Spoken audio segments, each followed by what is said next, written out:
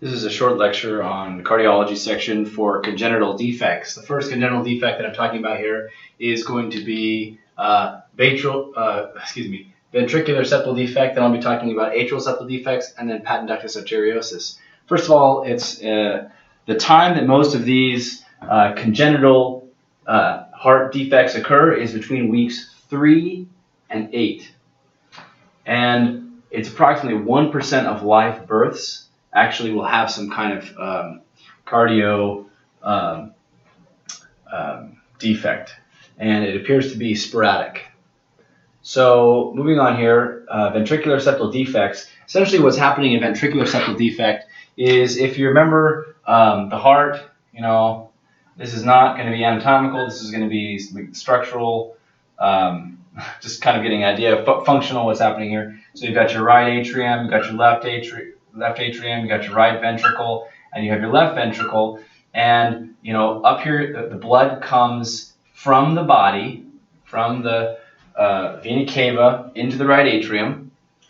This is blue blood, this is deoxygenated blood from the body, and it's going to go from the right atrium into the right ventricle, and then it's going to go from the right ventricle, it's going to be pumped out into the lungs.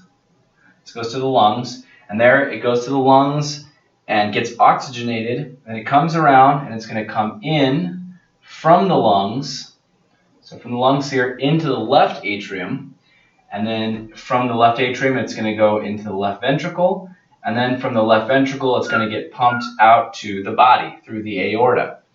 So that's the basic concept here. So when you have a ventricular septal defect, is this septum right here between the right ventricle and the left ventricle has a defect, which means there's a hole right there. There's a hole between the right ventricle and the left ventricle. Now, the pressure in the left ventricle is much higher than the pressure in the right ventricle. The left ventricle has more muscle. It pushes harder to push blood throughout the whole body, whereas this just has to push to the lungs. This is a low-pressure system.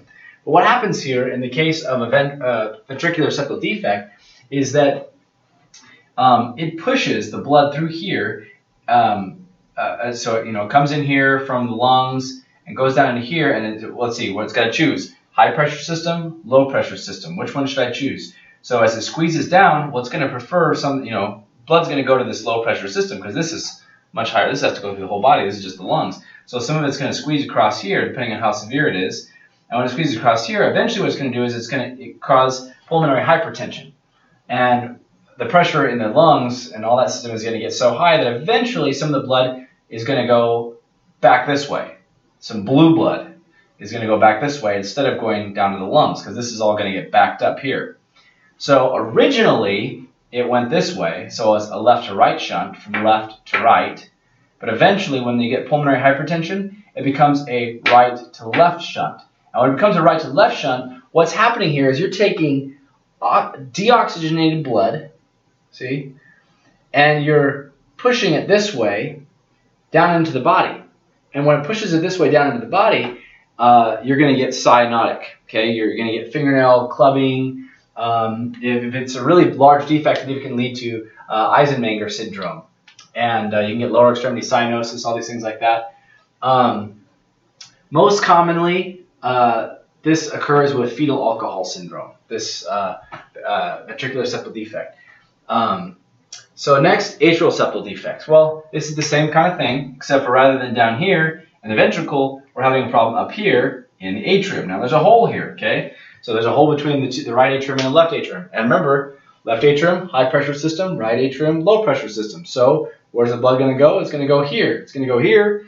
And what happens when it goes here is that the blood ends up pushing a little harder on this, which ultimately is going to cause increased pressure in here, and that increased pressure is going to result in a delayed closure of this pulmonic valve right here. So this valve is going to close a little bit slower than normal, and that's going to result in a split S2. So normally when you're listening to the heart sounds, you've got an S1 sound, you've got an S2 sound. Well, because this is going to happen a little bit slower, so these things happen at the same time, this is going to have to happen afterwards, so it's going to be a split S2 sound, and that way you can tell that a person has an atrial septal defect. There's an ostium secundum, and that's the most important kind, but there's also going to be an ostium primum, and that's typically found with Down syndrome. Sometimes you can also get the paradoxical emboli. Paradoxical emboli is essentially where, normally when a person has an embolus, the blood's coming from the body. Like, let's say I sat down in a chair for really long time, and I had really high blood pressure, and eventually I got a thrombus in my leg, and it turned into an embolus. It broke free, and it traveled up through my leg, and it's going to go back to my heart. Where's it going to go back to my heart? It's going to come from the body into my right atrium. Okay, but if I have ostium secundum or ostium primum, and I have an atrial septal defect, what's going to happen here is that there's a possibility that this blood is going to come through here. Instead of going down this way into my lungs, it's going to go this way, because this is open. It can go this way, and then it can end up going to my brain or something like that. And that's what they call a paradoxical emboli in the case of an atrial septal defect. Next, patent ductus arteriosus. So in the case of a patent ductus arteriosus, understand a little bit about what happens. See, when you're a baby, kind of a model of what your heart looks like. Same model here, but there's a connection when you're a baby between this blood vessel that's going to your lungs and the blood vessel that's going to your body. Your pulmonary and your aorta are connected. There's this little blood vessel going across like this. Now this is, again, not anatomical. This is not what your heart looks like. This is just a mechanical illustration so that it's easier to visualize what's happening. So in this case, this patent ductus arteriosus is open. Now, as soon as the baby takes a breath of air, there's this big release of prostaglandin, E, I think. I can't remember, to be honest with you. So prostaglandin is released, and that causes this patent ductus arteriosus this ductus arteriosus, it causes it to shrivel up, and it becomes like a little tendon, and no blood goes through there. But in some instances, this does not close properly. When it does not close, it's just a random kind of thing. Sometimes it just happens. It's one of those congenital defects. When it doesn't close properly, blood shunts over here from this, instead of going to the lungs, shunts across here, wrong way. Blood shunts from the left ventricle, from this high pressure system, and it's going to go over to this low pressure system, back to the lungs. What happens is then the pressure in the lungs can become so strong that eventually the blood ends up coming back this way. When it comes back this way, something you got to realize here is that the upper extremity blood vessels are they're before the connection of the patent ductus arteriosus. These branches break off. There's just three branches that go to your arms and head and everything. These branch off before, and so the blue blood that goes this way, instead of going to the lungs, comes in here, is going to go down to your lower extremity. So you're going to get lower extremity cyanosis because the red blood's going this way up to your head and arms.